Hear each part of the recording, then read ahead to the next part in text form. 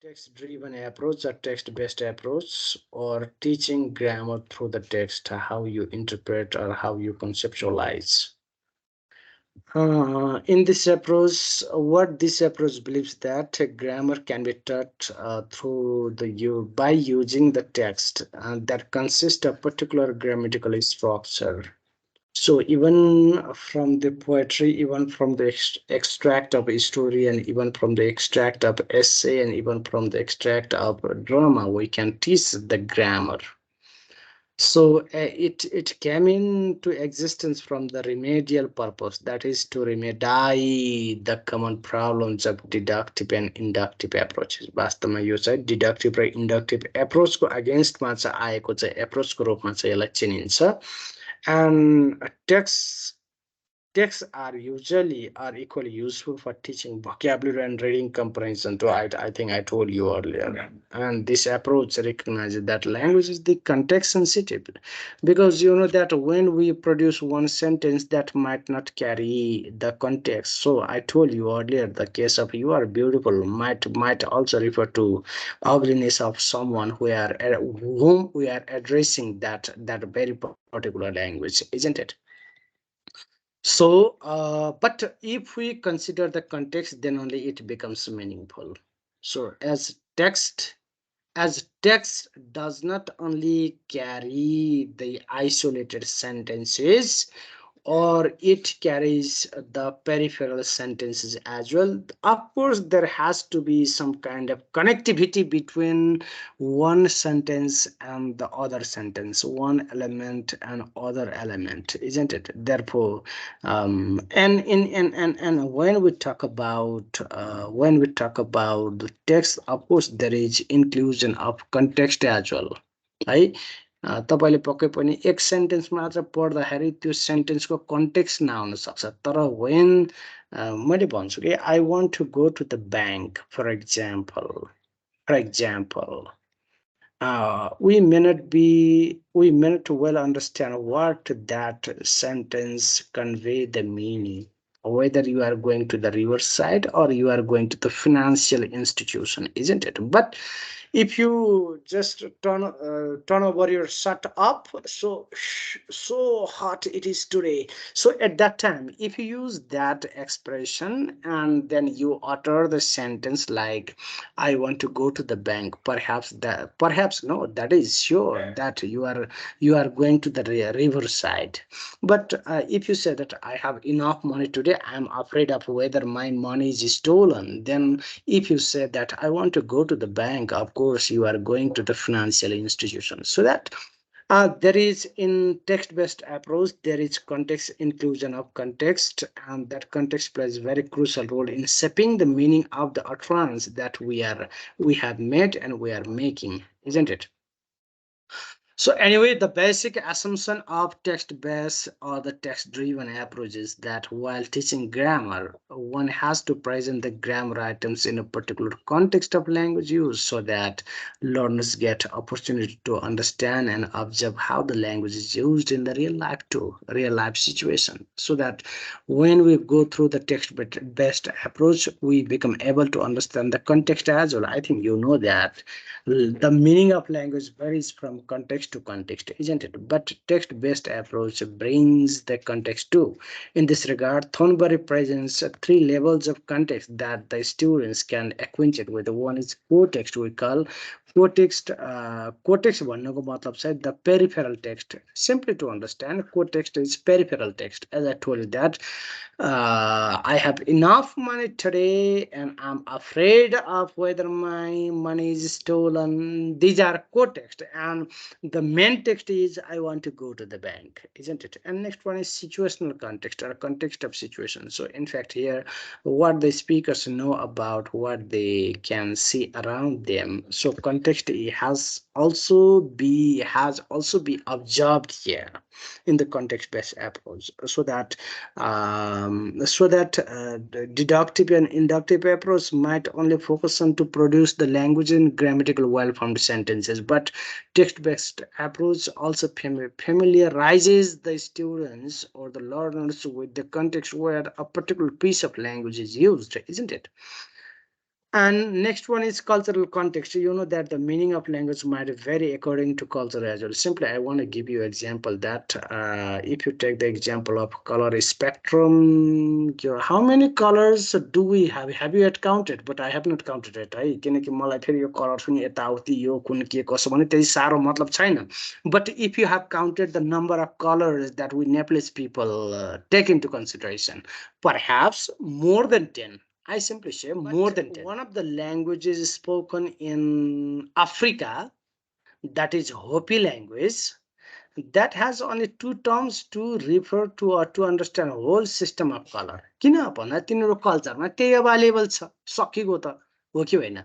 So that there is very significant role of culture as well. So that cultural context is also very usefully utilized here in text-based approach. And Thornbury also mentioned that there are two implications of context-sensitive view of teaching grammar. And what text-based approach tells us that grammar or the language is not isolated from the culture. Grammar is not isolated from the culture. Rather, culture has to be integrated to the language. Therefore, you know that whatever the meaning we convey, whatever the term used to refer to the backbone in the western part of Nepal, that is perceived as the taboo word in the eastern part of Nepal. किन भन्दाखेरि we are culturally different, isn't it? So that implications, there are two implications. One is that grammar is best taught and practiced in context, and without which we cannot convey the meaning as we intend. And next thing is that world text presents the different contextual meaning of a grammar structures used in the text. So without understanding the context, then how can we understand the meaning of text? कहिलेकाहीँ मैले अघि भने नि, you are beautiful might also refer to ugliness, isn't it? तर there is big but. My teacher during my teacher when I was in school used to tell me that he used to say everything more, but last month what he used to say that, but there is big but. So big but here is that context is very important. So without understanding context, grammatical well-formed sentences may not be useful. However, the probable problem while applying this approach is the selection of appropriate text, whether you are capable or whether you are tricky enough or whether you are clever enough in selecting the appropriate text to teach the particular grammar aspects or not. So that you have to invest your mind so much here in the selection of the text, especially to teach the authentic text, might be the teacher's text, might be the student's text, isn't it? So even through those texts as well, we can teach the grammar. Say for example, simply to say that if you ask your student to tell something about what he did in the past tense, what he did in the on the previous day using the past tense, then what happens? Even that could be the very relevant text to teach the grammar, isn't it? So these are the sources. Moreover, there are some pros. And yes, we were talking about a text-based approach, and you know that there are both. Yes, when you look at someone, even you look at me, and even you look at yourself. किन तर yourself भन्दा आफूले आफूलाई त कहिले पनि गल्ती देखिँदैन. But everyone has both positive and negative side, and even though text driven approach came against deductive and inductive approach, पक्कै पनि this is more beneficial, meritorious. However, there might be some demeritious consequence as well.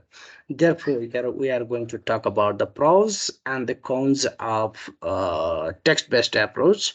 So when we talk about the pros or the advantages or the merit of text-based approach, learners get a chance of seeing how language is used in real communication. किनकि अघि नै हामीले भनिसक्यौँ कि text-based approach focuses on the context or the real use of language, and context is integrated there, isn't it? And next one is they get a sense of various structures and the forms in a single text. So you know that when you talk about something and when you bring one text, there is not a single grammatical structure included. There might be different and the multiple grammatical structures might be included, isn't it? Therefore it is not only we can teach a single grammar, but we can also teach several grammatical categories, isn't it? And next one is they get, or they here means the students can get an opportunity of practicing vocabulary, grammar, language skills, organizational features from a single attempt, so that हामीले isolate गरिराख्नु परेन क्या, यसलाई यसलाई यसलाई टुक्राएर राखिराख्नु परेन, but all grammatical classes, for example, vocabulary, grammar, language skill, and even how one unit is connected to another. These all the aspects can be taught to the students at the single hand, isn't it? Next one is students can get preparation for self-study so that they can follow the student-centered learning, because through the text-based approach, learners may be asked to induce the rules from the text they are given, and students become more engaging and reflective too, so that learners become more active enough rather than very passively hearing to the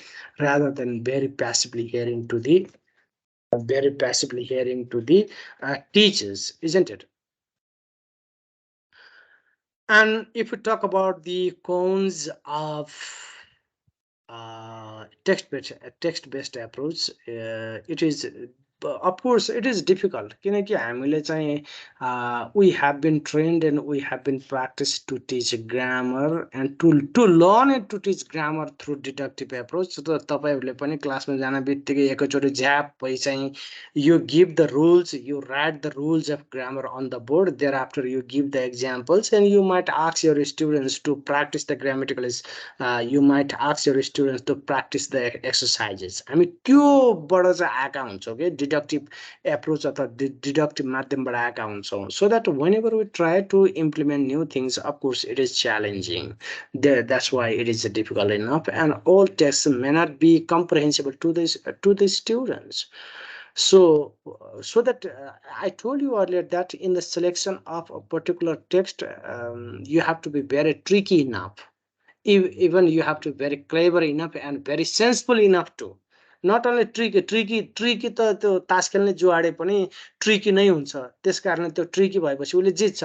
तर टिचिङमा चाहिँ के हुन्छ भन्दाखेरि टिचिङमा त के हुन्छ भन्दाखेरि all text may not be comprehensible to them, means whatever the text you have chosen may not be comprehensible to the learners. Therefore we have to be very sensible enough in the selection of the text, so that carries a particular grammatical aspect as well as that is comprehensible to the learners, isn't it? And next one is some text may be misleading to meet the objectives of the lesson, किनकि practice गराएछ sometimes suppose you are teaching the article, you may not, if you किनकि a text might consist of several grammatical categories and you might be engaged in that one particular grammar, but your focused grammar may not be highlighted there, isn't it? And next one is it is quite indirect and time consuming. यो पक्कै पनि time consuming हो।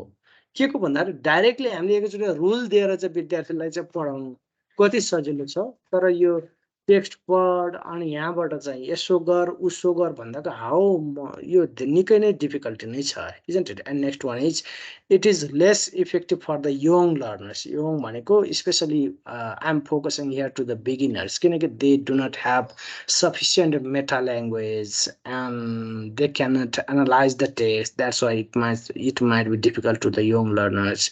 Anyway, while evaluating the approach, it rates low in the economy but high in efficacy. Do you know the meaning of efficacy? Efficacy भनेको त correspondences between what is taught and what is learned. तपाईले पढाएको विद्यार्थीले कति बुझ्छ, कति चाहिँ grasp गर्छ र यो डिग्रीलाई नै हामीले के भन्छौँ भन्दाखेरि यो करेस्पोन्डेन्सीलाई हामीले के भन्छौँ भन्दाखेरि इफिकासी भन्छौँ। कुरो भनेको यति हो है। So I think this is all about text based approach.